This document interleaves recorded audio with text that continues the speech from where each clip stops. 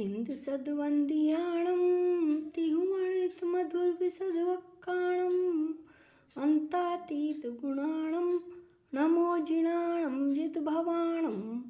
हम सभी पंचअस्तिकाय संग्रह का अध्ययन कर रहे हैं और इसमें हम पुद्गल अस्तिकाय का वर्णन कर रहे हैं। जीव अस्तिकाय का वर्णन खत्म हो गया और पुद्गल अस्तिकाय का वर्णन 74 गाथा से शुरू हुआ है और 82 तक चलेगा। अब हम आज गाथा 76 का स्वाध्याय करते हैं,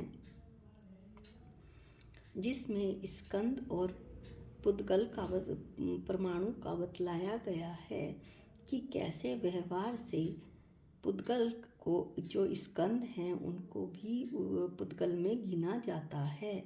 इसका जो है पूरा विस्तार से अमृत चंदाचार्य ने विश्लेषण किया है। गाथा पाठ करते हैं। बादर सुहु ममदाणम खंदाणम पोग्गलोति वव्हारो ते होन्ति छपयारा ते लोक्कम जेहि निपर्णम। अन्व्यार्थ पढ़ते हैं। बादर सुहु ममदाणम, बादर और सूक्ष्म रूप से परिणित, खंदाणम स्कंदों को, पोग्गलो पुद्गल, ति ऐसा, व्यवहारो व्यवहार है, ते वे, छपयारा होन्ति 6 प्रकार के हैं, जेहि जिनसे, ते लोकम 3 लोक, निपन्नम निष्पन्न हैं। क्या कहते हैं कुंद आचार्य कि बादर यानी बड़े और सूक्ष्म यानी छोटे से परिणमित होने वाले स्कंदों को पुद्गल कहते हैं। ऐसा व्यवहार से कहा गया है। व्यवहार से क्यों क्या कहा गया है ये हम टीका में देखेंगे। फिर वे आगे कहते हैं कि ये 6 प्रकार के हैं। इन 6 प्रकार के पुद्गलों से 3 लोक निष्पन्न होते हैं, 3 लोक बनते हैं। अब टीका पाठ करते हैं। स्कंदों को पुद्गल ऐसा जो व्यवहार है उसका यह समर्थन है, यानी स्कंदों को पुद्गल कहना व्यवहार से कहा गया है। कैसे ये पढ़ते हैं। जिनमें षट स्थान पतित, जिनमें किसमें पुद्गलों में 6 स्थानों में समावेश पाने वाली वृद्धि हानि होती है। षट स्थान पतित 6 स्थानों में समावेश होने वाली वृद्धि हानि, यानी कि हम षट स्थान वृद्धि और हानि, कई बार शब्द ये आता है लेकिन पूरी तरह से विवेक में नहीं आता कि किस बात की चर्चा हो रही है। आगर लघुत्व गुण के कारण षट गुण हानि वृद्धि से प्रत्येक द्रव्य का परिणमन होता है। षटगुणी हानि वृद्धि क्या है? अविभागी प्रतिच्छेद शक्ति के अंश का बढ़ना और घटना, इसमें षट वृद्धि होती है और षट हानि होती है। ये पूरी प्रक्रिया एक समय में ही होती है। यह निरंतर स्वभाव और विभाव दोनों अवस्था में निरंतर चलती रहती है। कौन? षटगुणी हानि वृद्धि। अब षट स्थान वृद्धि क्या है? ये 6 प्रकार की है। अनंत भाग वृद्धि, असंख्यात भाग वृद्धि, संख्यात भाग वृद्धि, संख्यात गुण वृद्धि, असंख्यात गुण वृद्धि और अनंत गुण वृद्धि। षट स्थान हानि क्या है? अनंत गुण हानि, असंख्यात गुण हानि, संख्यात गुण हानि, संख्यात भाग हानि, असंख्यात भाग हानि और अनंत भाग हानि। इस तरह ये षट स्थान हानि वृद्धि हैं। तो क्या कहा इसमें? 6 स्थानों में समावेश पाने वाली षट स्थान वृद्धि हानि होती है। किसमें? पुद्गल में। सभी पंचअस्तिकाय में होती है ये। ऐसे स्पर्श रस गंध वर्ण रूप गुण विशेषों के कारण परमाणु पूर्ण गलन धर्म वाले होने से पहला तथा दूसरा पॉइंट इसमें बताया है कि स्कंद व्यक्ति के यानी स्कंद पर्याय के आविर्भाव और तिरोभाव की अपेक्षा से भी परमाणुओं में पूर्ण गलन घटित होने से परमाणु निश्चय से पुद्गल है। यानी स्कंद में स्कंद जो पर्याय है, जो परमाणुओं से मिलकर स्कंद बनता है, पुद्गल एक परमाणु है और उस परमाणु में शक्ति होती है आपस में मिलकर स्कंद बनाने की।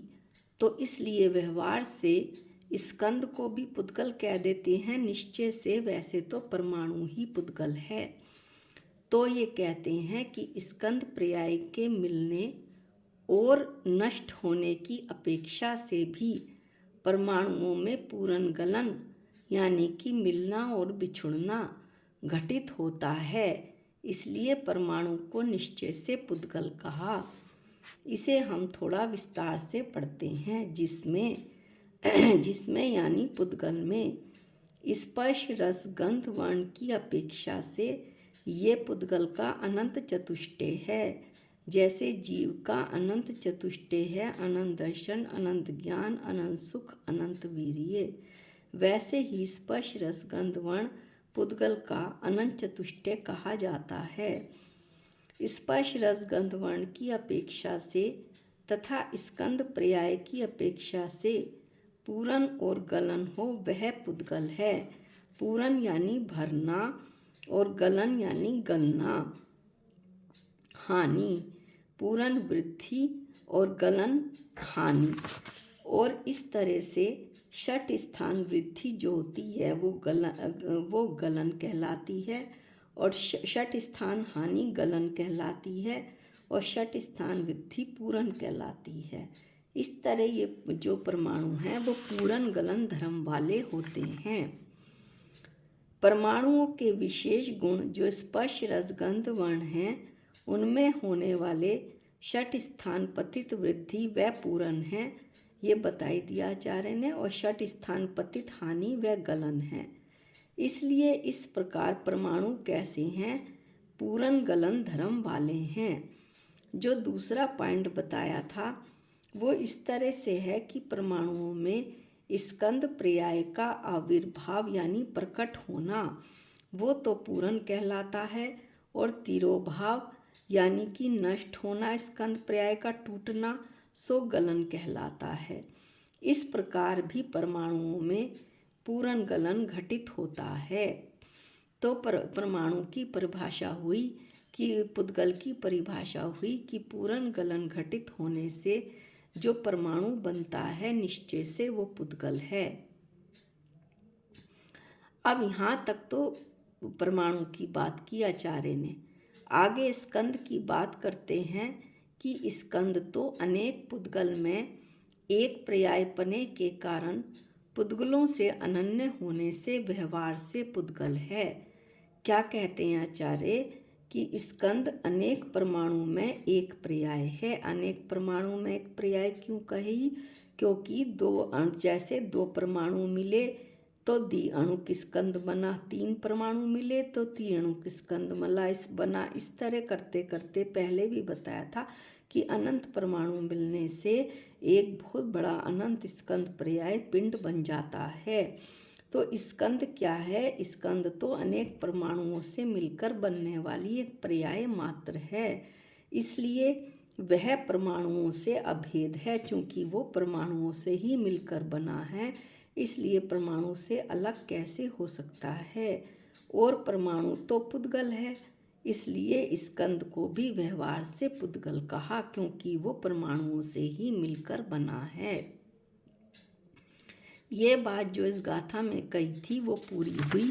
और दूसरी बात और कही आचार्य ने अन्वयार्थ में।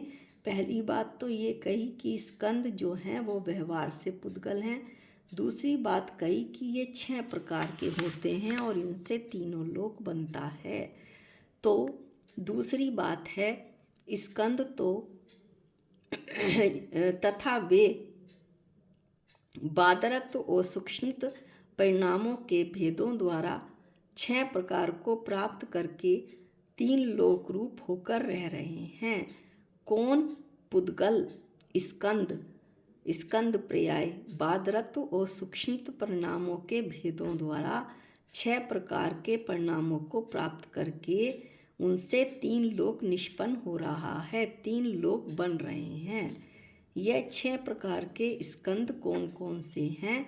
बादर, बादर नंबर 1, दूसरा नंबर 2 बादर, नंबर 3 बादर सूक्ष्म, नंबर 4 सूक्ष्म बादर, नंबर 5 सूक्ष्म, नंबर 6 सूक्ष्म सूक्ष्म।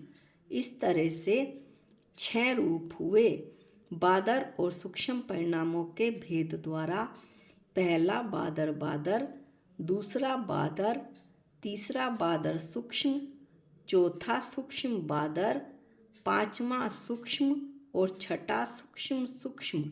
अब इसके आचार्य आगे उदाहरण सहित इसे एग्जाम दृष्टांत सहित अच्छे से बताएंगे कि बादर बादर स्कंद कैसे होते हैं, केवल बादर स्कंद कैसे होते हैं और बादर सूक्ष्म स्कंद कैसे होते हैं।